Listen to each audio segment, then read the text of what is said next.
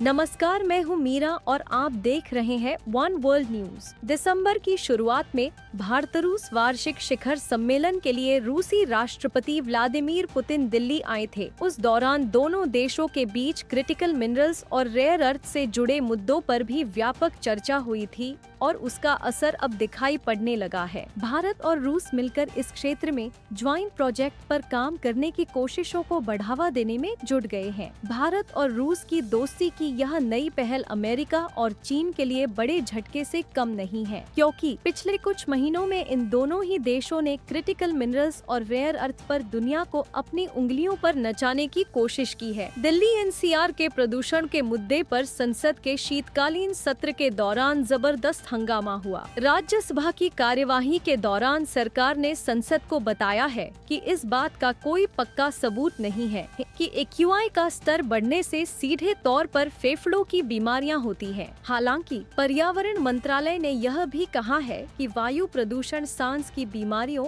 और उनसे जुड़ी अन्य समस्याओं को बढ़ाने वाला एक कारण जरूर है। अगर कोई पति पत्नी से खर्च का हिसाब रखने के लिए कहता है तो क्या ये क्रूरता है? सुप्रीम कोर्ट ने इस मामले में अहम फैसला सुनाया है। शीर्ष अदालत ने कहा कि पति का पत्नी से घर के खर्च का हिसाब एक्सेल शीट में रखने के लिए कहना क्रूरता की श्रेणी में नहीं आता है। कोर्ट ने इस आधार पर पत्नी की ओर से पति के खिलाफ दर्ज कराई गई एफआईआर को रद्द कर दिया। सर्वोच्च अदालत ने यह भी कहा कि यह भारतीय समाज की एक झलक हो सकती है, जहां अक्सर पुरुष घर के पैसों का हिसाब किताब अपने हाथ में रखना चाहते हैं, लेकिन यह क्रूरता का आधार नहीं बन सकता। ऐसे ही अपडेट के लिए देखते रहे वन वर्ल्ड न्यूज।